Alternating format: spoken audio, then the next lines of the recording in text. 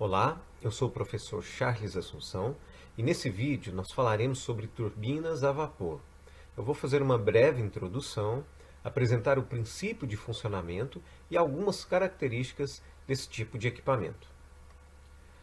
As turbinas a vapor, como foi destacado aqui, elas podem ser caracterizadas como máquinas térmicas operatrizes, dentro de um grupo maior chamado de turbomáquinas, dentro do grupo de máquinas de fluido.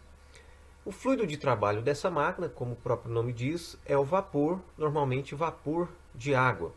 E sendo máquina operatriz, isso significa que ela vai absorver a energia do fluido, energia do vapor, e transformar essa energia em energia mecânica. Ela é chamada também de máquina térmica, porque a massa específica do fluido de trabalho varia significativamente. O vapor ele vai se expandir, então sua massa específica vai variar de forma significativa, por isso então a turbina a vapor está dentro desse grupo máquinas térmicas.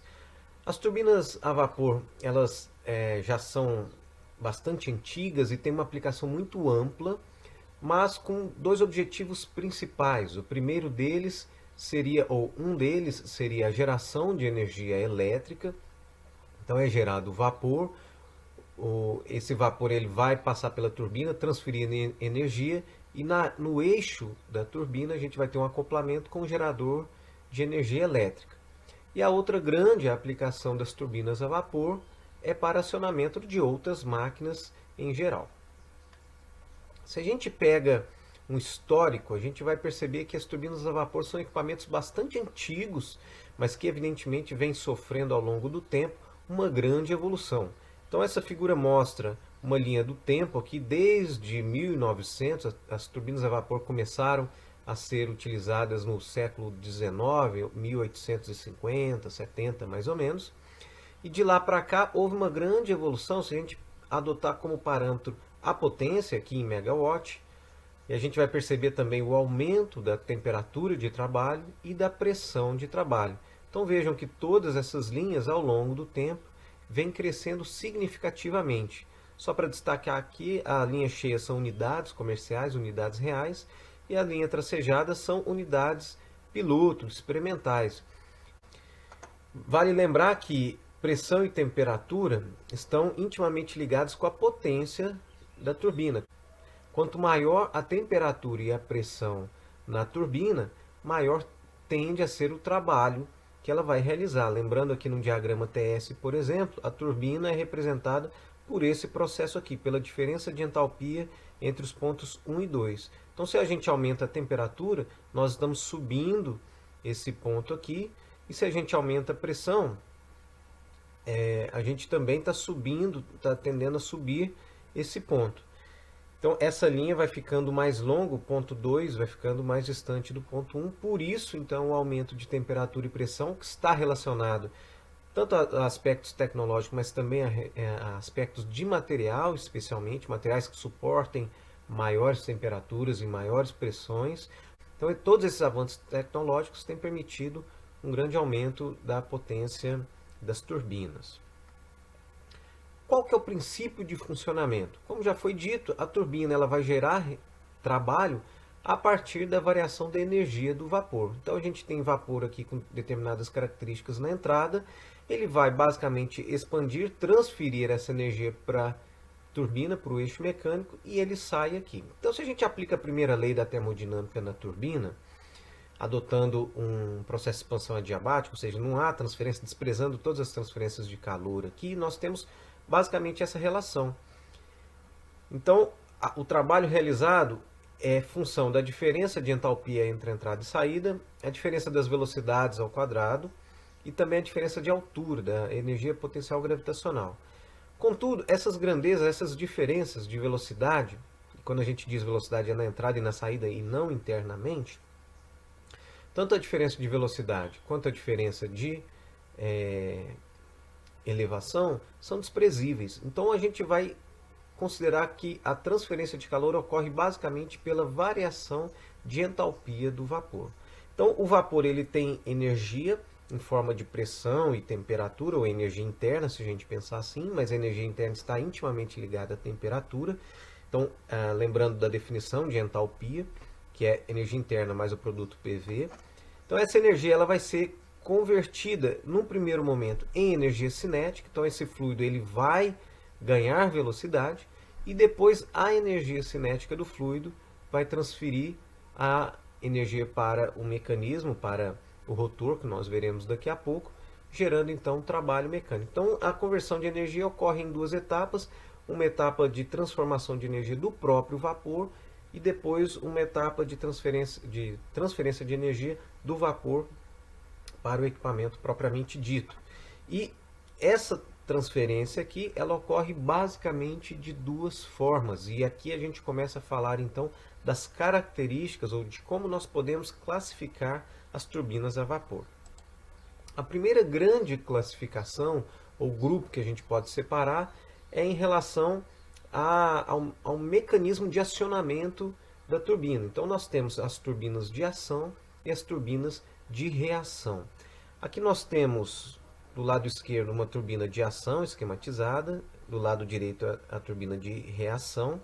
E embaixo de cada figura dessa nós temos o perfil aqui, a linha verde, o perfil da velocidade, e a linha laranja, o perfil de pressão. Esse dispositivo aqui é um bocal, nesse caso aqui é do tipo Venturi. Então ele vai promover a injeção, né, do vapor. Essa estrutura verde são os rotores, as paletas do rotor. E aí a gente vai tentar entender a partir dessas figuras a diferença entre as turbinas de ação e de reação. A turbina de ação ela se assemelha bastante, se a gente perceber nesse esqueminha aqui, vai ficar fácil, a uma roda d'água. Então vejamos, o vapor ele vai sofrer uma expansão aqui no bocal. Então veja que aqui a gente tem uma expansão no interior do bocal. E ao entrar em contato com o rotor, a sua pressão permanece constante. Ou seja, a energia que o vapor tinha, essa energia de pressão virou energia de velocidade no bocal. E essa energia de velocidade é que vai ser transferida para o rotor. E a esse tipo de transferência de energia a gente chama de ação. Esse rotor está sendo acionado, está sendo movido pela ação do vapor no sentido da sua velocidade. E aí, por conta disso, pelo fato dele transferir energia, a sua velocidade cai. Vejam que aqui a seção no rotor é uma seção constante, ou seja, não ocorre expansão. A pressão continua constante. A única variação de pressão ocorre no bocal. Por isso, então, essa turbina é chamada de turbina de ação. Toda variação de pressão ocorre fora do rotor e no rotor vai ocorrer apenas a transferência de energia cinética, a transformação de energia cinética em energia mecânica para o rotor. A turbina de reação, ela vai usar tanto a energia de velocidade, mas também a energia de pressão. Ou seja, o vapor ele vai continuar expandindo no rotor. E essa transferência e essa variação de pressão vai contribuir para a transferência de energia para o rotor. Então vejamos nesse esquema aqui, nós temos esse elemento que seria o bocal. Ele tem um perfil convergente, então ele vai aumentar a velocidade e diminuir a pressão, a semelhança do que nós tínhamos aqui, uma redução de pressão e um aumento de velocidade. Ele sofre o pico de velocidade, mas vejam que no rotor ele continua expandindo, a sua pressão continua caindo e essa variação de pressão contribui para a transferência de energia para o rotor. E a velocidade também, ela vai reduzindo. Então, essa turbina é chamada de turbina de reação. Por quê? Porque parte da energia transferida é devido à expansão, à variação da energia em forma de pressão. E se a gente fosse representar, a semelhança daqui fosse a semelhança da roda d'água aqui, é como se a gente injetasse o vapor no centro dessa roda e o vapor saísse por esses tubos aqui. Então, essa turbina seria acionada pela expansão desse vapor, ou seja, o vapor está expandindo no interior do rotor. E a gente vai falar mais à frente sobre grau de reação, e esse grau de reação relaciona então o quanto da energia total transferida é devido à variação da pressão no interior do rotor.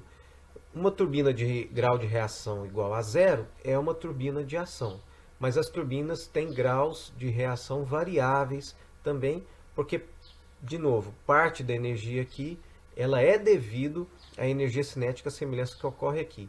E, na verdade, em termos tecnológicos, seria muito difícil se obter uma turbina plenamente de reação. Então, normalmente, a primeira transferência de energia é devido à ação, é uma turbina de ação, a gente tem um fenômeno ali semelhante à turbina de ação, e assim, depois, a gente consegue, então, realizar a reação na turbina. Uma outra característica que a gente pode destacar é a direção do escoamento do vapor ao longo ou no interior da turbina. Então a gente tem as turbinas mais comuns, são as turbinas axiais, em que o vapor vai se deslocar ao longo do eixo da turbina. Então, por mais que ele passe por dentro de vários rotores, mas o movimento macroscópico do vapor é paralelo ao eixo da turbina. E dentro desse grande grupo a gente tem as de fluxo simples, em que o vapor entra em uma extremidade e sai na outra.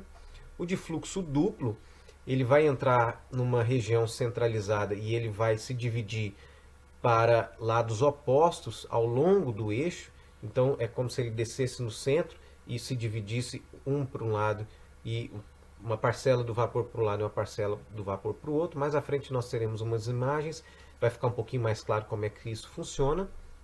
Em fluxo reverso, o vapor ele se desloca num sentido paralelo ao eixo, numa região mais interna, e depois ele volta no sentido contrário, numa região mais externa da turbina. Nós temos as turbinas radiais, onde o escoamento do vapor vai ocorrer na direção radial, ou seja, perpendicular ao eixo da turbina, e as turbinas tangenciais, que são aquelas que vão, onde o vapor vai escoar na direção tangencial. Nós temos também a condição do vapor de escape, como que esse vapor sai da turbina. Então a gente tem basicamente três tipos aqui: as turbinas de condensação, as de contrapressão e as turbinas de extração. A diferença básica então está aqui na saída. As turbinas de condensação, o vapor ele é direcionado para o condensador. Então nesse caso, a pressão do vapor pode estar abaixo da pressão atmosférica. Com isso a gente aumenta muito o uso da energia do vapor, da entalpia do vapor, aumentando significativamente a eficiência do processo. Se a gente pensar em termos ali de pressão absoluta de 50 kPa, isso está a temperatura equivalente, temperatura de saturação, está por volta de 82 graus Celsius, se não me engano. Ou seja, é uma temperatura ainda elevada, que é possível fazer uma transferência de calor, uma condensação fácil, relativamente fácil, porque a gente vai ter uma diferença grande de temperatura e com uma pressão bem abaixo da atmosférica, mas existem turbinas de pressões bem abaixo disso, 5 kPa, 10 kPa. O cuidado que tem que se ter é quão baixa vai ser a temperatura de condensação a essa pressão, porque a gente vai ter de tirar calor desse vapor para que ele possa ser condensado e voltar para a caldeira. As turbinas de contrapressão, o vapor que sai dela normalmente é direcionado para um processo, seja um processo de aquecimento, acionamento de uma máquina, assim por diante. Então a pressão é igual ou superior à pressão atmosférica. E finalmente a gente tem as turbinas de extração, em que em um ponto é feita uma extração de pressão média ou baixa para uso do processo, mas parte do vapor vai para o condensador ou também pode ir para outro processo. Então essa pressão aqui, na verdade, ela pode ser abaixo, acima ou igual da pressão atmosférica, mas o que caracteriza a turbina de extração é essa tomada aqui, essa extração a uma pressão intermediária da turbina para utilização em algum ponto do processo. E finalmente falar um pouquinho da configuração dos cilindros, do corpo, da carcaça central. A gente tem as de fluxo simples, então vai ter apenas um corpo, e aqui já está conectado, aqui está simbolizando o gerador, mas naturalmente poderia ser uma outra máquina a ser acionada. A gente tem a de fluxo escalonado, então a gente tem mais de um cilindro, aqui a gente vai ter uma turbina de alta pressão. Normalmente esse vapor, antes dele ir para a turbina de pressão intermediária, ele volta para a caldeira para ser reaquecido, e aí sim ele vai para um segundo escalonamento, para uma pressão intermediária e depois turbina de baixa pressão. E aqui está a representação daquela de fluxo duplo. Vejam que aqui o vapor entra numa região central, parte dele vai expandir nesse sentido e parte nesse sentido. A gente tem uma que é chamada aqui de tandem compound, em que esses vários estágios então, estão em linha. Então aqui a gente tem uma turbina de alta pressão, volta para a caldeira, turbina de pressão intermediária, veja aqui fluxo duplo, depois uma outra turbina de baixa pressão, fluxo duplo, uma segunda turbina de baixa pressão, todas em linha, conectados aqui, e a cross compound, que é semelhante a essa, mas a gente tem dois eixos aqui que operam em paralelo. Eles podem estar conectados a dois geradores independentes, ou então pode ter uma conexão aqui, uma redução para acionar apenas uma máquina, mas o que caracteriza essa montagem são esses dois eixos operando em paralelo. E para ilustrar essas configurações, algumas imagens aqui só para a gente ficar um pouquinho mais claro. Então, de fluxo simples tem uma carcaça única, fluxo escalonado tem duas carcaças. Veja aqui o detalhe de que esse escoamento entra no centro e parte vem para cá e parte vem para lá, vai para lá, então é o fluxo duplo. A tandem compound, vários estágios aqui em linha, e a cross compound, vejam aqui, dois eixos em paralelo, trabalhando, né, um escoamento aqui do vapor, mais dois eixos em paralelo. Com esse slide, eu finalizo esse vídeo, cujo propósito foi fazer uma breve introdução sobre as turbinas a vapor e mostrar os principais aspectos. Eu espero que tenha ficado claro. Em caso de dúvidas, não hesite em entrar em contato. Eu agradeço a sua atenção e espero que você acompanhe os próximos vídeos. Obrigado e até lá!